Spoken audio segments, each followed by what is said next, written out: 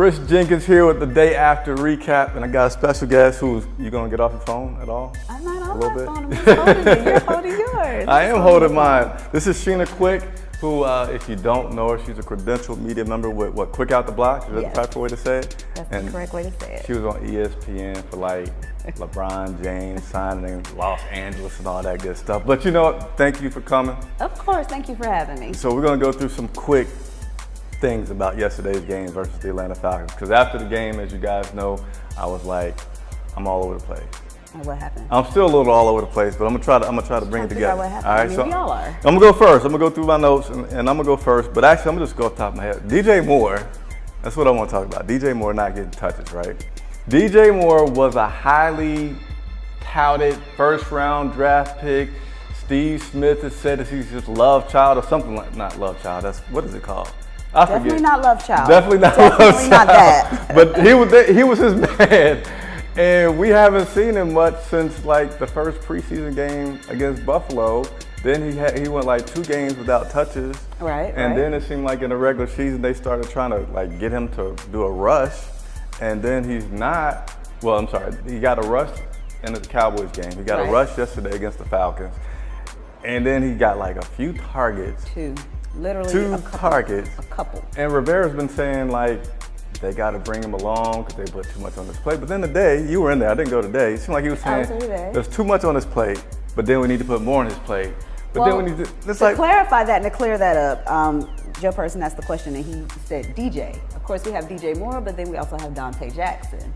Oh. No one calls Dante DJ, but for some reason, Joe called him DJ this morning, and that's when Ron started talking about how he has a lot on his plate as, you know, rookie member of the secondary.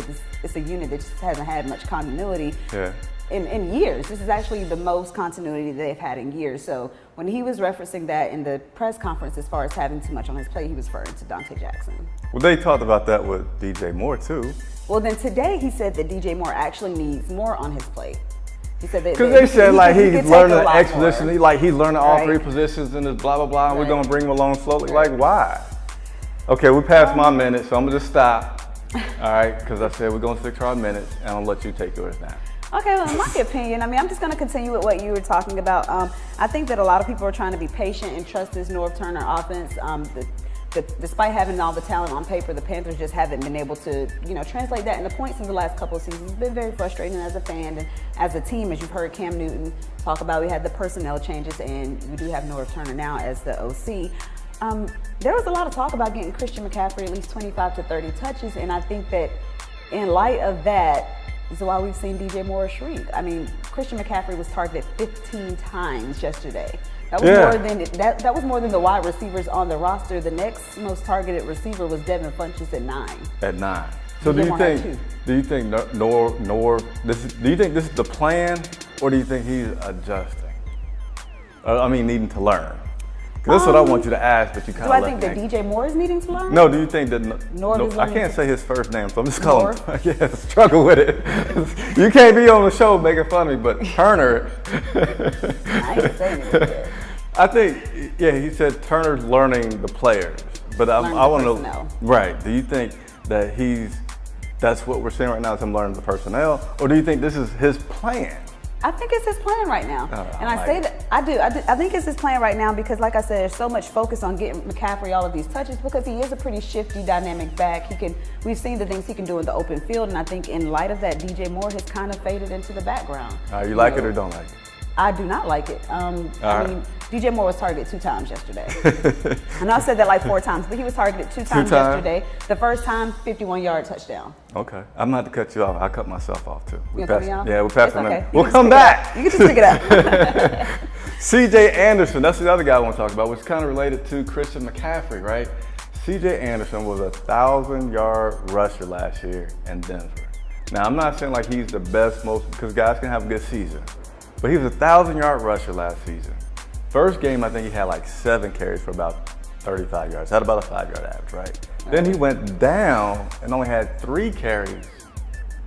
Still had about 31 yards yesterday, right? He had 8 carries. He had 8? No, I'm sorry, he played 8 snaps. You're right. 8 snaps, 3 carries. Snaps. Yeah, why aren't we balancing them more, right? Like I'm not saying that Christian McCaffrey is bad, and I think somebody, Frank Garcia, I think, mentioned that people are crazy if they're thinking that Christian McCaffrey should play less. And we're like, no, it's not play him less, but it's distribute the ball just a little bit more to your other running back. I mean, 3. Yeah. I felt like it was a little bit more balanced last year with Jonathan Stewart. Yeah, and he wasn't even as productive. That's what I thought. Like, I love Stewart. That's what I thought we would see, though, with C.J. Anderson. I thought that he was going to pretty much fill that void left by Jonathan Stewart last year. I thought that he was going to be the more power back, and then Christian, the more, It's nothing. And it hasn't been anything. I mean. And I think C.J. is, I don't want to say this properly, I don't want to say frustrated, but disappointed. If you look at him on Twitter, he like treated his ring or something. I'll put that on the screen for later. But I would imagine that he is frustrated that he's not getting more attempts. And I won't even talk about the other running back, Cameron Artis-Payne, which me personally just go to say why he probably can't wait to be on another team because he makes it every year to sit. He does. He makes it every year. So there's obviously the talent there, and they know that the value that he can bring to the team. But as far as his usage, I was a little shocked because I thought that he would be getting more touches early in the early part of the season also. What's the next one? My next topic, when you talk about distributing the wealth, Yep. we saw that almost expertly by the Atlanta Falcons yesterday. So many people were harping on Julio Jones, and that's easy to do. I mean, Right. we had freaking Madden-like game, 300 yards. That wasn't that long ago. It was not too That long was just ago. 2 seasons ago. But Nate Ben Rickery will live forever. Who Game. said the captain said they probably burned that tape? I hope they burned that tape. Yeah. But the Falcons were pretty much the complete opposite of the Panthers yesterday. Everybody got a touch. Every single receiver was targeted. Yeah. Even the tight end, every tight end was targeted. So we've seen kind of like the limitations that, just not distributing the ball have placed on the Panthers, and then the dividends that it paid for the Falcons. It was almost like a class in, this versus that yesterday. So I thought that was pretty interesting. We got some of our own medicine, including a Matt Ryan, Cam Newton-like rushing touchdown. But that's the end of the minute on that, so I'm gonna move on. So last, I had to find something good, right? Because once you look at it, we only lost by 7 points, right? And really had a legitimate shot at that end zone target. That was Moore? DJ's only other target. I need some of the binoculars. game. So, like, if you guys are out That there, was anybody want DJ. to send me That some was DJ. binoculars? Because the Atlanta Stadium to me is like awesome, especially It's the just press really, box. it's just big. But they sit us like way back, so I couldn't closely see that. But the good thing that happened yesterday was Cam Newton's performance, actually. So I'm gonna glance at my phone. He was three touchdowns, 3 different wide receivers: Torrey Smith, Jarris Wright, and DJ Moore, who got his first catch, was a touchdown. He was 45, 335 yards. His QB rating was over 100, and his completion percentage is looking pretty good, which made me go and look up Kelvin Benjamin yesterday, right? Just so you guys know. He was 2 catches for 19 yards yesterday. Who's having a better season? Cam's I mean, that goes without saying. I mean, I did see on Twitter that someone tried to kind of discredit Cam's performance. They said that, he was throwing against a prevent defense. What are your thoughts on that? Well, they did. I mean, obviously they let up their foot off the gas on that. I didn't scope out the defense, but but I mean, you still got to make the throw. Like sometimes guys been wide open. Right. Guys have been wide open, or guys have dropped. So I think that we definitely shouldn't discredit that performance. I'm sure he would have given up the stats to get the W, of course. Of course. I'm sure. All right, last one. What you got? So I want to talk about the defense. Defense, which DJ?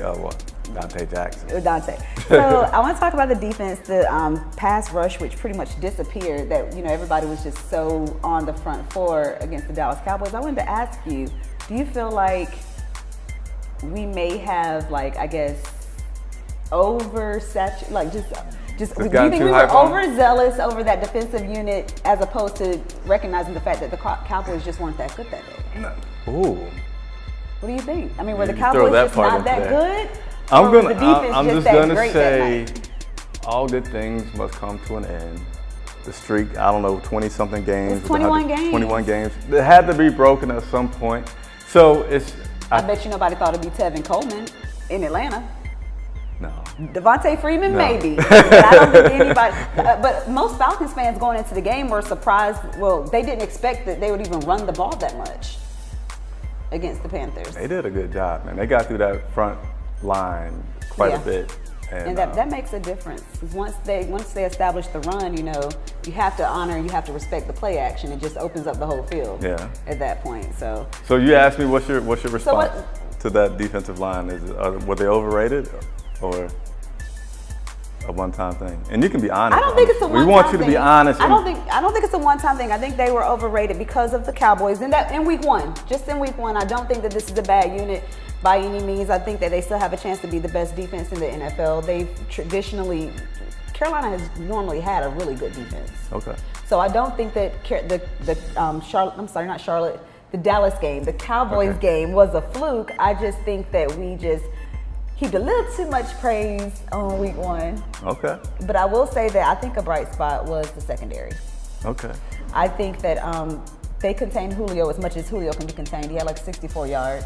But the thing is, the Falcons spread the ball. So everybody, I don't think Calvin Ridley had 64 yards. I want to say Hooper had about 59, right at 60 yards. Okay. But I do think that Bradbury, he said that this game would establish him as being a respected corner in the league, and I think that it has helped. It won't help. He's too quiet. He's not going to get that. Still has help. I think it's helped him. Sometimes you could be what did Cam call him, a silent assassin. But I mean, you have just like in Jacksonville, you have Jalen Ramsey, and then you have AJ Bouye. You that's have true. The mouth of the South, and then you have the quiet assassin. True. I think that we're getting some of that here in Charlotte this year with Dante Jackson and with James Bradbury. All right. I'm gonna have to cut you there. I gave you like 2 minutes. You gave me an extra minute. I gave you 2 minutes. I appreciate that. Because I was passionate. You was about to keep going. So stay tuned for show number 3. But hey, thanks everybody for watching. As always, let's continue the conversation in the comments below. So if you think more of like Sheena's right, disagree, whatever, leave the comments below. I'm also gonna leave her information, but let's let the people know. Let's look into this camera. Let them know how to keep in touch with you so they can see you on ESPN again. You guys can follow me on Instagram and Twitter at Sheena_Marie3. And you can also check out some of my work on quickouttheblocks.com and on my YouTube, which is just Out the Blocks. I post all of my post-game commentary and press conference stuff and some interviews on there from time to time. So I'd love to get you guys feedback, some questions that you may want me to ask, and just some of your feedback on how I'm doing as a journalist. All right, there you go. So subscribe to the channel, and also you gotta hit the notification button because you'll kind of actually really no point in subscribing if you don't hit the notification button. And thanks for watching. Thanks, guys.